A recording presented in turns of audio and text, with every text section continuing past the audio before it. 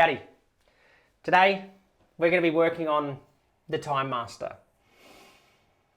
I really want us to be able to solve this problem that we have. And the problem is, there's not enough time in the day. There's just not enough hours to get it all done. And you and I both know that there are people out there who are doing things more efficient than we are. There are people that are getting more leverage, people that are able to move mountains per se. And I'm going to do my best effort today to show you how we can plan some of the leverage, identify where our time is spent, and also get some action steps going so that we can begin to plan to hand off. So we want to first understand what we need to do, where our time is being spent, and what are the tasks that we should be doing versus the tasks that anybody could do. And I use that anybody in a broad sense that they do need to be trained to some degree, but nonetheless, we're going to look at those highest action items versus the items or the actions that almost anybody could do. So let's play the game. We are down the bottom here in the Time Master, one of the first pieces, if not the first training that we go through. Because if we can't master our time, we're not going to have a great deal of extra time to spend learning, doing, creating, advancing forward. So, right now, I want us to think about what is the problem that we're trying to solve, and also what is the dream outcome. So typically, and you guys can fill this out as well as we're going, down the line I'll chuck a couple minutes on the clock for the actual activities, but I just want to highlight a couple pieces for us and fill this out as we go as well. Typically, I would see that your day's hijacked, that we just don't have the free time. And then that pushes us to do evening work. It's the bookkeeping. It's the painful things that we really shouldn't be doing after hours. After hours is for the family. And then thirdly, there's this feeling of always being behind. That's not going to help us grow and advance. Always feeling like we're behind, always feeling like we're catching up. It sucks. And we want to stop that. So, dream outcome. I'm going to go ahead and state this for us. If yours is slightly different, please keep your notes updated as well. But generally, my dream outcome for you is to control your time. I also want us to have efficient days with high output. That way we can finish a work day and we can feel like we have accomplished exactly what we wanted to accomplish. And thirdly, I want us to have the time to work on the business, to build the future. Without that spare time, without that cognitive time, the time to think, time to create, time to action, we're going to be feeling like we are constantly behind. Having free time in our calendar, as much as we hear the Instagram quote saying that white space is empty time and it's wasted time in the calendar, there's a lot to be said for that free time. The time to be able to think, the time to be able to create. Now, I want to tell you a quick story. This is the Time Master himself. This is my business partner, one of my business partners. This is the CEO of Bill Clean. Jack is an ultimate Time Master. I know exactly where he's going to be within reason at any point in the day because he's designed his life, he's designed his working life to accommodate his best, his highest use. And what I mean by that is I know that Jack's going to be on Do Not Disturb in the mornings. Now he does have 170 to 190 odd staff to run, multiple directors around the country. So he's going to be slightly different, but I want to explain and paint a picture for you of the world's best practice. So Jack's on Do Not Disturb in the mornings because he's caffeinated and he's thinking and he's creative. This is his doing time. So in the mornings, you won't be able to get in contact with Jack because he will be working. He's doing his best work. Come mid-morning, late morning, do not disturb comes off. He can check his notifications, he can catch up on the world, and he goes to the gym. After the gym, he has lunch, he heads back to the office, and from here, other people are allowed to hijack his time. He knows that he can go through his emails, he can catch up on the bits and pieces, the questions, the invasive stuff that the rest of the team imposes on his day. But he knows that after he's done his deep work and he's had his caffeine and he's had his gym session, that he is then prepared and primed for the afternoon of chaos. So I wanted to explain that for you because Jack's the real inspiration for this training. He's, like I said, world's best practice. So let's have a look at how this kind of transitions. This is the levels of leverage. And as we know, there's levels in the game of business and there's levels in everything. We learn a new instrument, a new sport, there's going to be levels to it. It's going to take us a while to understand. But here on our x-axis, we have freedom. That is your time freedom. That is the amount of control that you have over your time. On the y-axis, we've got leverage. This is about bringing our team in and ramping their work up. So if we just imagine we have a sliding scale, and to place the right people on here, it's not a perfectly linear piece. It's not that at X point we can bring this person in, at B point we can bring this, at C point we can bring this person in. This is more for us to understand the potential, the core people, the core pieces of leverage, the core tools that we could use in order to get ahead and to free up our time. So if we were to think there's a few pieces that are going to go along the way, some indication here is probably around the VA or admin. They're really some of our first pieces of leverage, our first people that can help us buy back our time. Then we're kind of moving up to potentially scheduling, someone in that area, because as the team grows, we don't want to tie you to the computer. We want to be able to have you out there selling. And I don't mean selling as in rah-rah selling, knocking on doors. I mean the ability to build meaningful relationships, the ability to think about future revenue, the ability to scale the company. After we get someone around that scheduling kind of area, and the admin and scheduling kind of go hand in hand, and depending on how many people you've got, they may be able to be combined into one. Then we're going to be thinking about that kind of project manager role, somebody who can actually deal with the clients, somebody who can run the jobs so that you don't have to be pulled back in on site. And then we start to step up to this kind of executive level. We could have operations managers, general managers, people who can really come in and run most of the aspects of the company. So I hope that paints a little picture for you. And if you've already done the org chart designer, you may very well know who some of these people are, and you may very well be able to plug these in on your own. Now, it's important for us to think about planning ahead. Planning what our ideal day looks like, what our ideal week looks like, and also how we can bring that into action. So let's just think for a second about our current day. What do we do at the moment, always, without fail, in the mornings, around midday, and around the afternoon? Now, I'm going to pop a couple minutes on the clock, and I want you to jot down your current day, and then I also want you to jot down your dream day.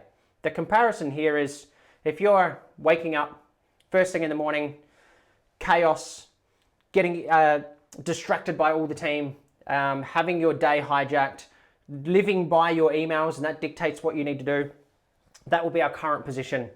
Our perfect day, let's say we're going to add some kind of gym or exercise in here somewhere. Let's add something like that so that we know what we can work around, how we're going to be feeling in the mornings versus the afternoons. If you're switched on in the afternoons, then maybe some of the working on the business stuff happens in the afternoon. Same thing, if you've got to get the guys set up on site, then maybe your mornings are open to being on site. Now let's paint this current and perfect day, and I'm going to pop 2 minutes on the clock for us. Okay, how did we go with that? I chucked in my current day as well, just for a bit of an example. I get up, I go to the gym, then I work on workshops, not dissimilar to this. After a few hours of creative, I tend to feel a little bit buzzed out. So I change it up, I have my lunch, I hydrate, and then I get stuck into client work. Any of the emails that have come through, any of the questions, any of the problem solving, because I've got some of my deep work out the way, and now I'm ready to think outside. I'm ready to think not about myself, I'm ready to think about others. And then later on in the afternoon, playtime with the kids. As soon as daycare's done, the kids come into the house, and bang, off we go. Now, I didn't put that into my perfect day because I have spent a lot of time curating my perfect day. Okay, now let's jump along to our dream week, because you guys have had a look at what you're currently doing and then what you really want to do. And it's probably a little bit simplistic to look at it on a singular day. And the reason I say that is because there's going to be days where there are things that you have to do. Take payroll, for example. We might be able to plug payroll in for the afternoon of Wednesday. There's also times where, let's say Friday afternoon, close jobs. There are certain other things that you're going to have to do in the week. Set the team up. And that might carry through all the mornings, or every morning, sorry. But I want you to think about right now, if we could curate this dream week with the current scenario that we have, and let's take a little bit of our current day, a little bit of our dream day, and let's paint a picture of what would we really like to do for a week. What is our optimal week looking like with the current resources we have?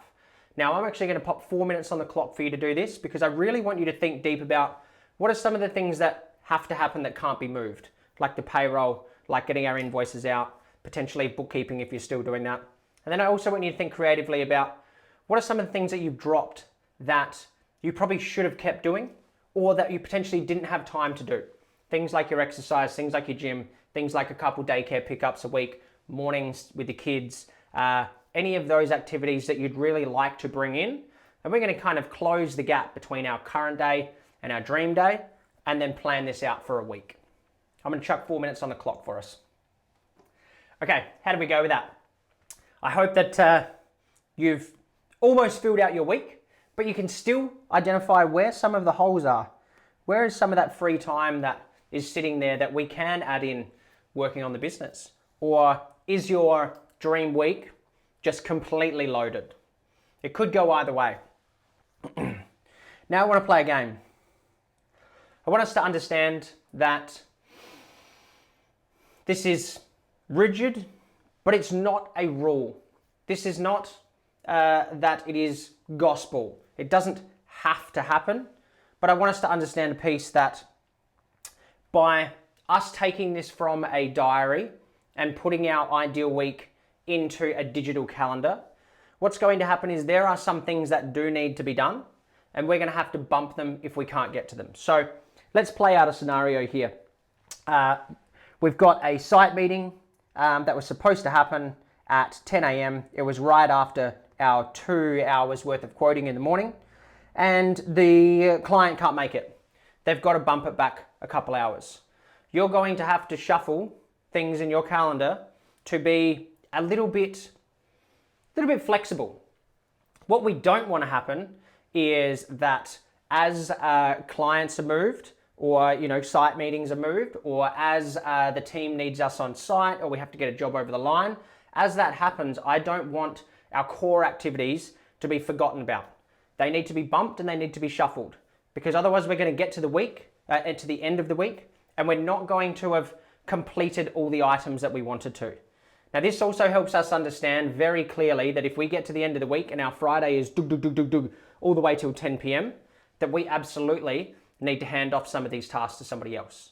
And if you're getting it straight through, you're having no problems, then maybe we don't need a massive amount of leverage and it's not an urgent piece, but maybe there is an area of opportunity costs. Maybe there's an area that we're missing some stuff that you could otherwise be doing higher leverage activities and free up even more of your time. So let's talk about your highest leverage, because we've got our boy Max Verstappen here, and we all know that he doesn't change his own tires. We know that he doesn't change his oil in his car. He doesn't even put the front fender on the F1. Max's sole job is to drive. Your sole job needs to be driving the business forward. Nobody else is going to be able to do the sales as well as you can. Nobody can sell the dream as well as you can when we're recruiting. Nobody can win clients and get them over the line. Nobody has that full context. These are some of the tasks that are your highest and best use. Now I want us to take a moment now to think about some of those that are specifically related to you.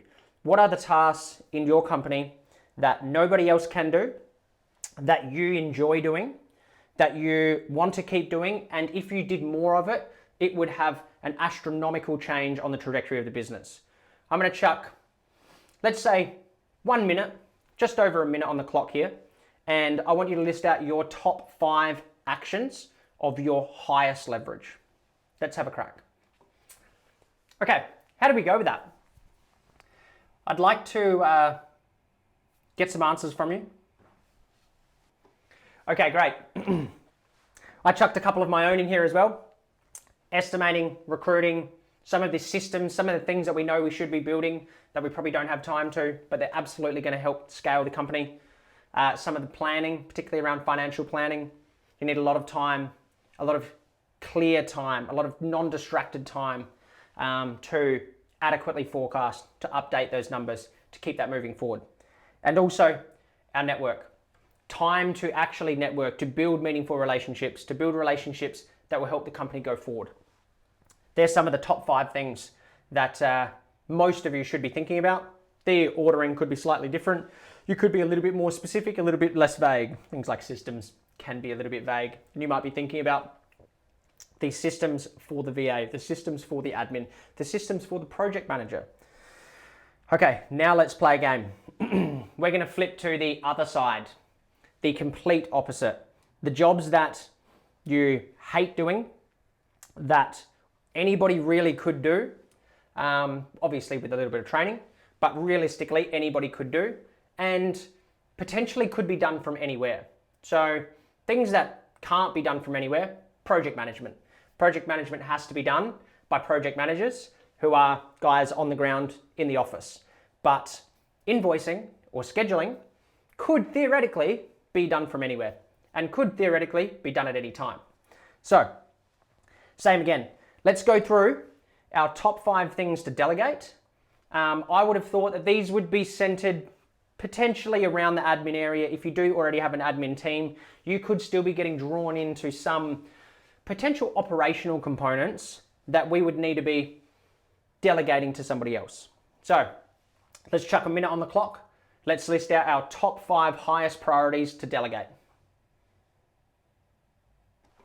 Okay, we've got a couple on the list here.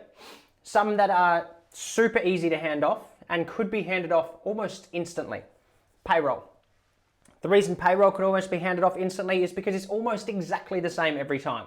Yes, there's a couple parameters around overtime, holidays, those kind of bits and pieces, but nonetheless, it's done at the same time. It has to be done at the same time. The process is followed exactly the same. It's very easy to hand off, and although it's not going to save us a huge amount of time, it is one less thing that we can do, and it is probably the easiest thing to hand off. Then we take invoicing. There is a process already of the way you invoice, and quite easy to hand that off. Bank reconciliation. Super straightforward, and it follows the same process every time. I would have thought we'd better hand that off pretty easy as well. And then we've got bill payments, which is going to be probably a next tier once someone has access to your bank accounts and they are able to process payments. That is a tier up, but it certainly saves you a lot of time. And then the schedule. The schedule is always a crux. And the reason I've listed actually as number 5 is because it's going to take a bit of work to be able to hand that off. It's going to take a little bit of planning. So as far as the highest leverage goes, because there is a bit of work to do there, I think we would hand off a couple of the easier things first and then build that person up for that progression. So speaking of, I want us to think about the fact that we can't just list out the things we want to do and the things we want to do and handball them off, because there's a couple components here. We have to be prepared. We have to have the information or the instructions ready to go. And there's also a cost base to be considered here as well. So what I'm not saying is to list out the top 5 things you don't want to do, and then go recruit 5 people to do one of each of those.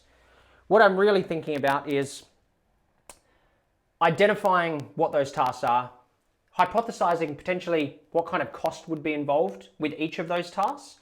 And you could do them on a cost per hour, or you could do them on a cost per month, but just identifying some of the costs and also who would be the person that could do that. Now, we don't need to have Susan's name or Sarah's name or John's name against it, but it could be, this would be an admin or accounts. This would be a human resources manager. This would be easy done for VA. So let's have a look. Let's see what we can handle.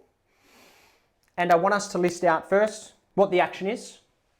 Who do we think could do it?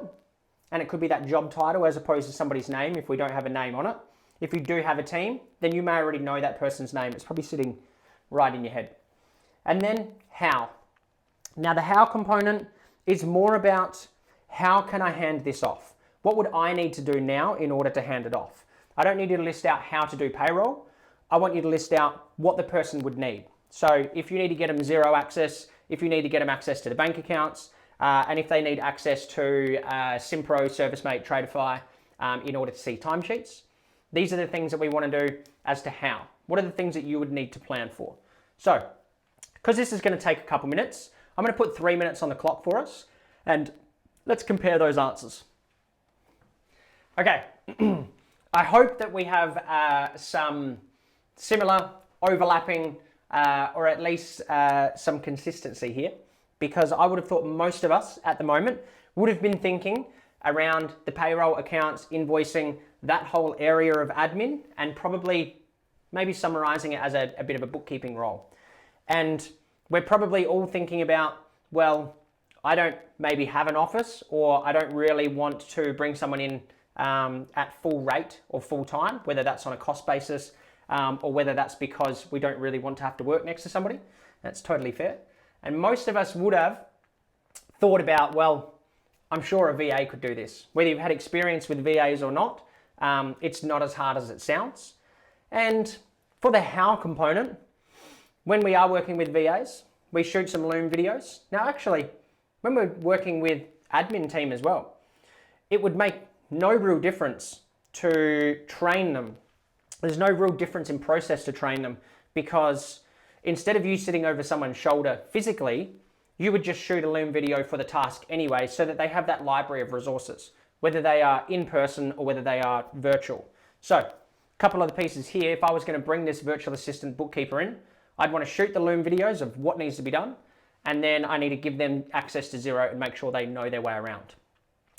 As a cost basis for it, I'm assuming it's going to be about $400 a month, and you've probably got a list of a few other jobs there, whether there's multiple VAs or whether there are some project managers, some site supervisors, those kind of roles popping up as well. I hope this has really given us an opportunity to think about what we should be doing, and then also what's taking up a massive amount of our time that we probably don't need to do. Now, final piece for today, I want you to list a couple key takeaways, a couple key things that you went, aha. What was profound? What really stood out to you? And then a couple actions, a couple things that you're going to do right now that you're going to action straight away. And there's a spot for some notes there as well, because I know we start ticking and ticking, and we just need to get it down. And we want to make sure that while we're here, while we're in the zone, that we are summarizing our notes, that we're adding those key takeaways, that we are closing this feedback loop. So, if you're ready to be a time master, let's get it done.